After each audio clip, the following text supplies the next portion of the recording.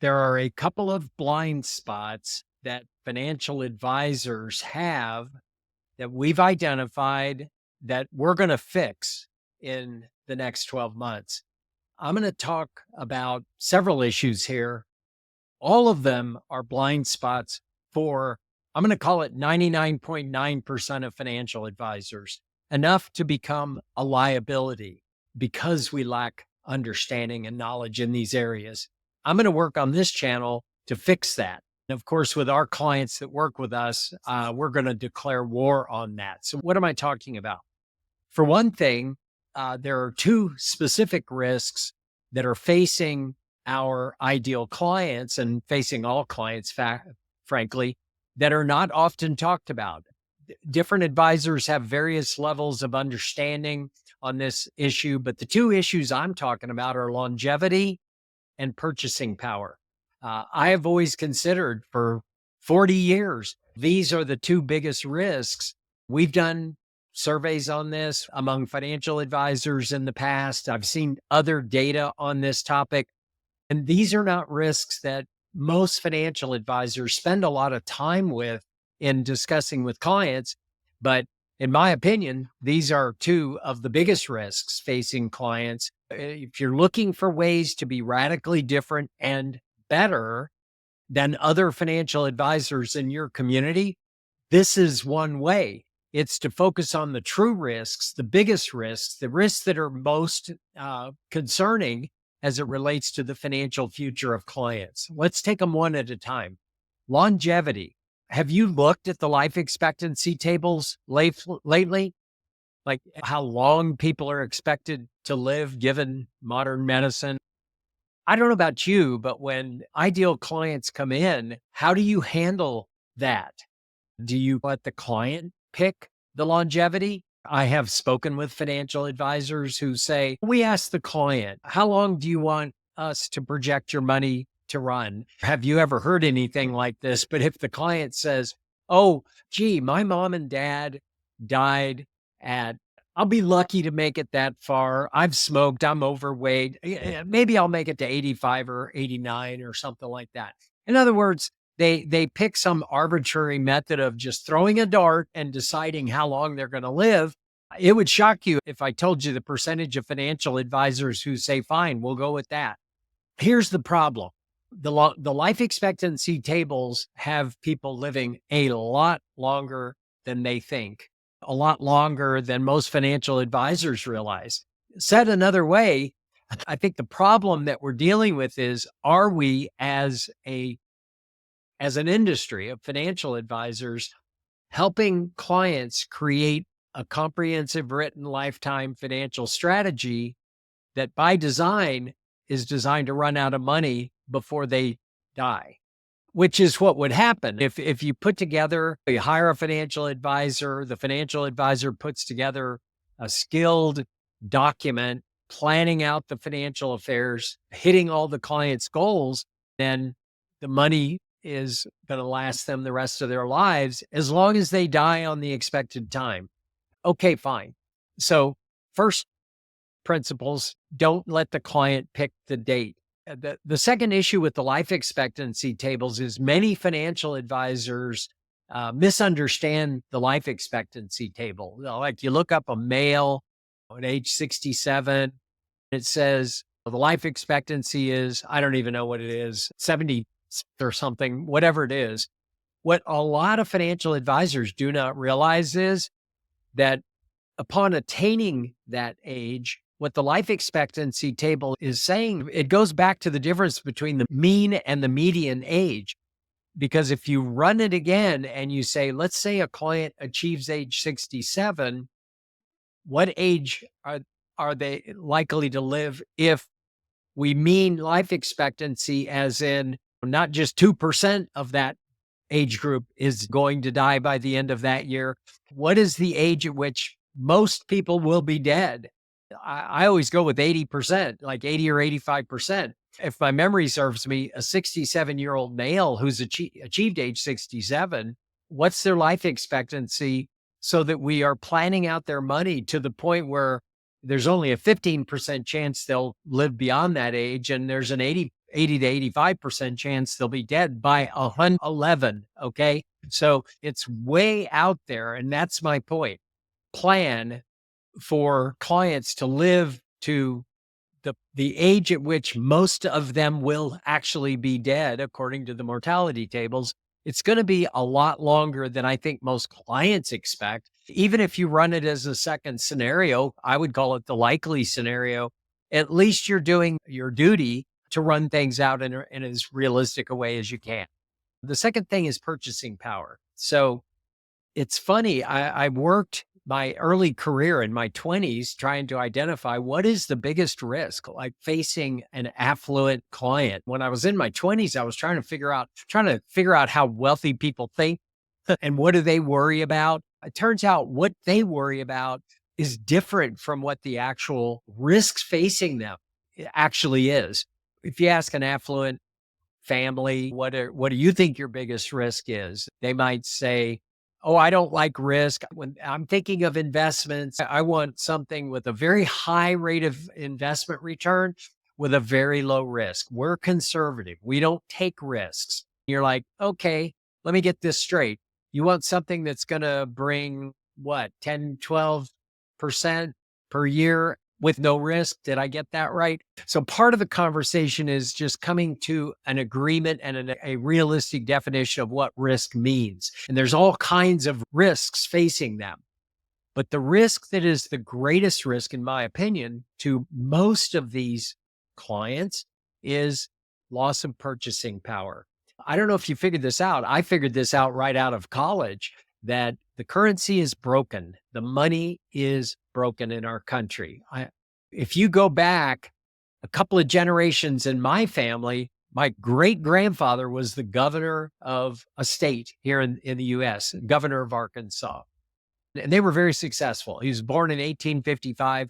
For every million that he acquired, which was a lot of money back then, what happened to it? So for every million that he handed down to his son, which was my grandfather, who was a medical doctor in the same state, he was in charge of the mental health department and ran a state hospital. But the point is, it declined substantially in that generation. Then to the point where what is the dollar purchasing power declining to by the time my father, who has passed away since, but when my father inherited it, for every million, the purchasing power had whittled down to $100. This idea that where do you put my wealth if I want it to last 100 or 200 years? But this issue that the US dollar, let me be clear, all currencies in the world decline to zero or they deflate or some big problem with them. The only one that you maybe argue about is the British pound. It was quite strong back when the British Empire was strong. But I'd say for the last half a century, the only currency that could be honestly called strong, that you could use, its US dollars, is the only currency that is considered the world's currency, at least reasonable place for anyone in the world to put their money. So then how has the US dollar, being the only currency amongst all the 195 currencies out there, many of which are pegged to the dollar, how's the dollar done? You don't even have to go back to my great grandfather to see this. The monetary inflation rate, that's to say, when they need money, they just print it. I'm sure every financial advisor remembers from back in economics that we long ago gave up this idea that we're a creditor nation, meaning we spend less than we bring in taxes. Those days have been over for a long time. We've been a debtor nation for really most of my adult life. I remember during the 2008 global economic crisis, that it was during the Obama administration. It stunned me that the U.S. credit rating was taken down from a AAA rating to less than the idea that the strongest currency in the world is lowering a credit rating, which is the way you determine it. Is it safe for me to put my money in these U.S. government bonds? I was stunned, very upset. I'm still upset about it, but the world moved on. Most financial advisors never think about this. It's not like on the radar. But the point that matters to the clients is that with us printing money, us spending money that we don't have. We just keep printing it. We just print more when we need more for whatever reason we want to spend the money. Then how do you measure inflation in a world where when you look at the CPI, the consumer price index, it doesn't seem to match what we see in the grocery store or at the gas pump. They've got the inflation rate labeled at a certain rate.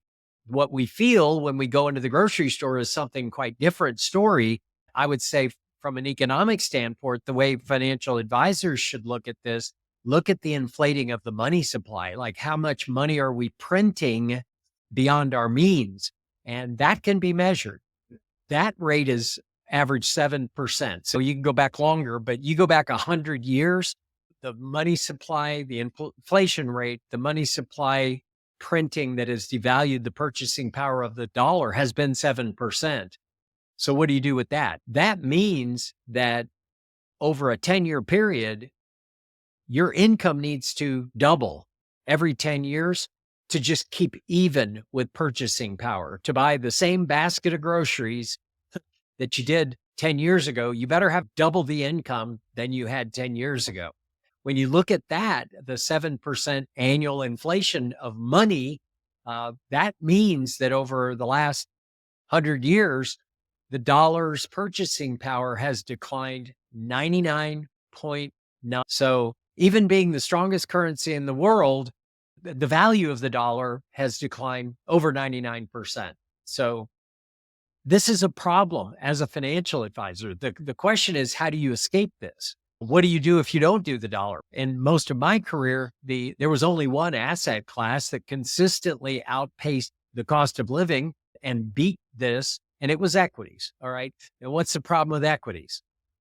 It's that conversation with the client about risk. It's gotten better over the years, but I'm telling you, 20 years ago, if you told we're going to put the typical 60-40 portfolio, we're going to structure you like this, you'd have clients running out of the office with their hair on fire. They're thinking, oh, that's like stocks are like a casino. The industry didn't help much by calling financial planning scenarios Monte Carlos.